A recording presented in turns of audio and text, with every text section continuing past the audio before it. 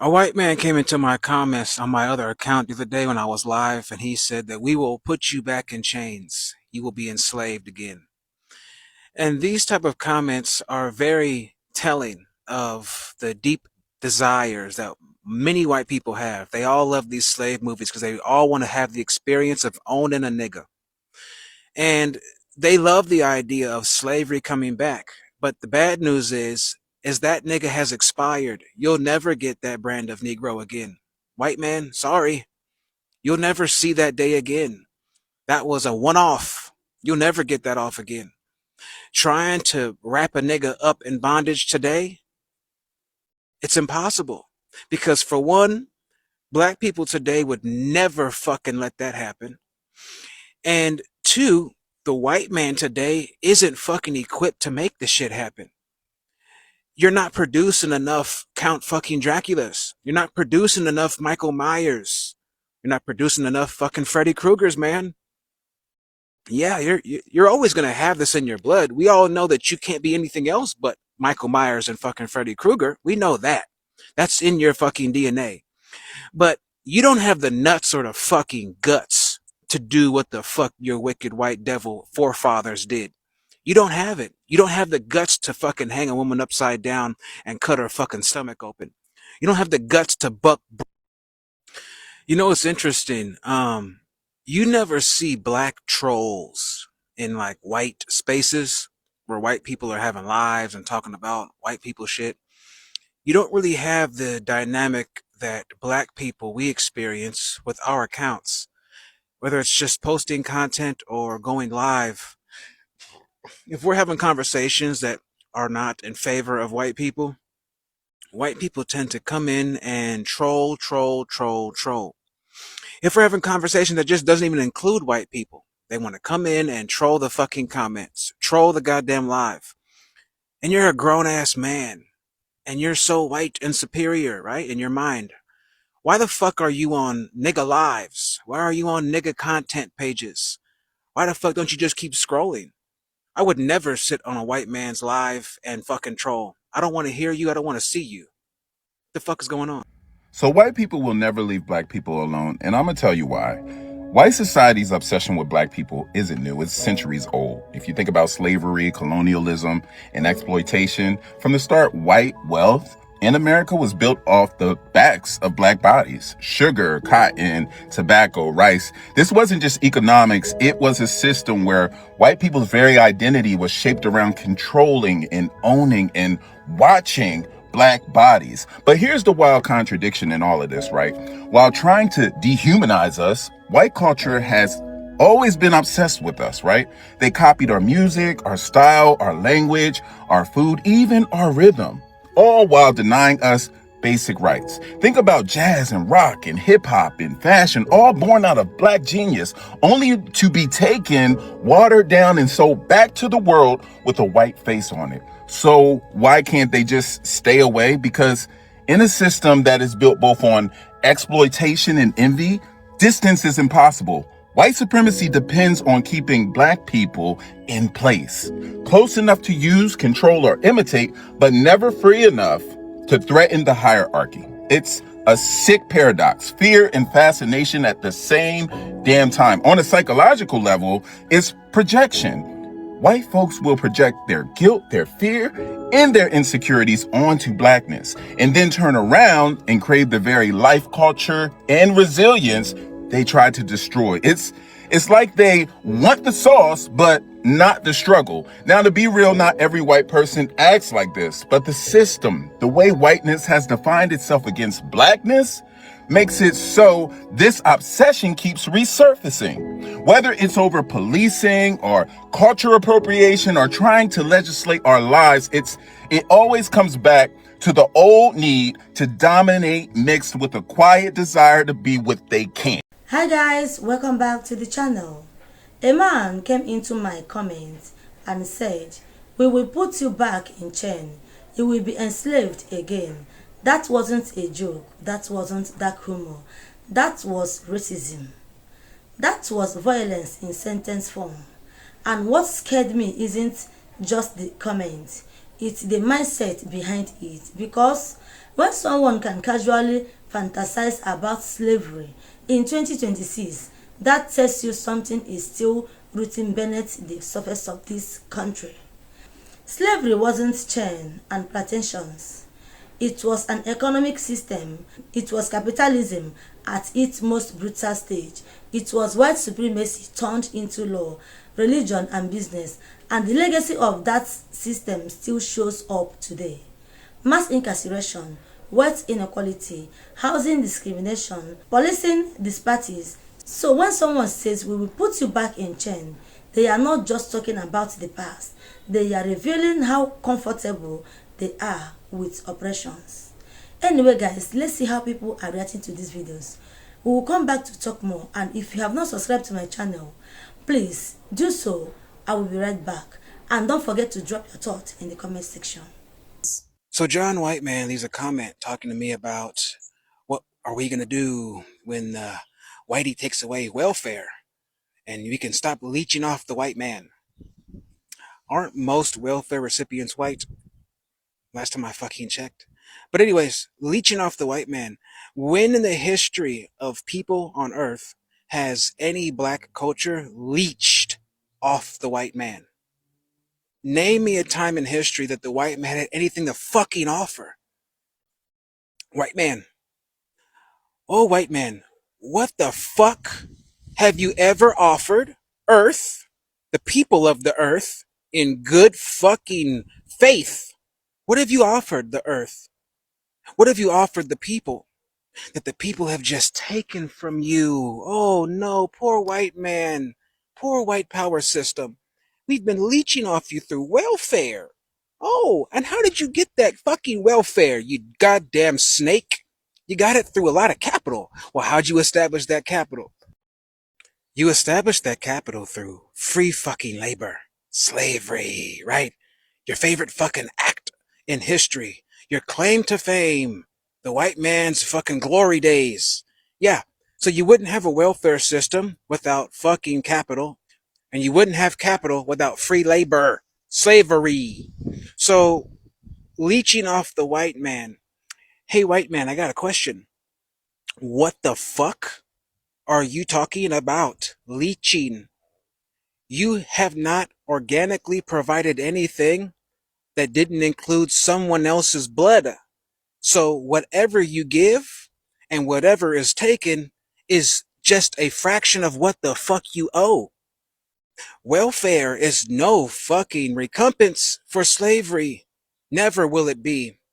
So you giving niggas a couple fucking shillings with the fucking clause that they better not work or better not make a certain amount. You better not have a man in the house. You better be in a fucking poverty line. Oh yeah, gee thanks. Gee thanks. You're giving government aid to people who don't have much and can't have much once they get the government aid. And once they start to gain a little bit of independence, government aid is gone. Whoa, gee thanks, white man. I guess that compares tremendously to fucking hundreds of years of goddamn free slavery, blood, sweat, and fucking tears. Just to wake up and have white motherfuckers call you lazy. Who's lazier, the slave or the goddamn slave master? Who's lazier? The motherfucker coming in and working his ass off till he fucking dies, right? In the name of fear of death and submission? Or the motherfucker who's yielding muskets, whips, horses, and a unified white devil fucking faction to indefinitely enslave a specific people in the name of free labor and fucking financial gain and benefit? Which is more lazy? Leeching?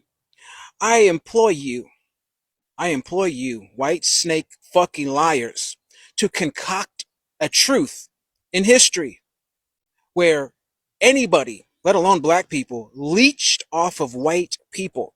And then you have the nerve to talk about mud huts. Remember, you filthy fucking disgusting Europeans had 7 black plagues. You almost wiped out your entire population. 1/3? 1/3 of you motherfuckers died off after the Moors cleaned you up.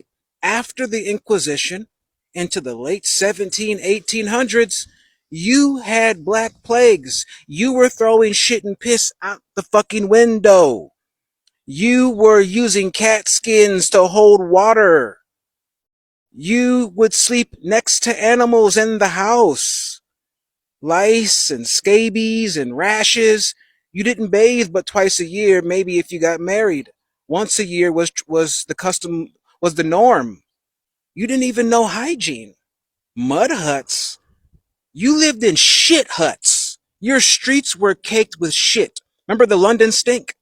Remember that? Remember that, white man? Remember the London stink that happened like, oh, I don't know, like around the 1800s? Hmm? When slavery's at its peak, when you're trying to brainwash black people that you're superior, meanwhile, back at the ranch in London, you have a river of fecal matter, piss, and dead animals. The smell alone, it was killing people in London. Remember that, white man? This is in your glorious fucking 1800s. You're filthy. So no matter what mud hut that you're gonna fucking throw out there about you're gonna go back to mud huts. Okay. At least it's made from mud. At least it's not made with shit. At least they don't shit in those mud huts. They don't piss in those mud huts. They don't shit on the streets where those mud huts are aligned.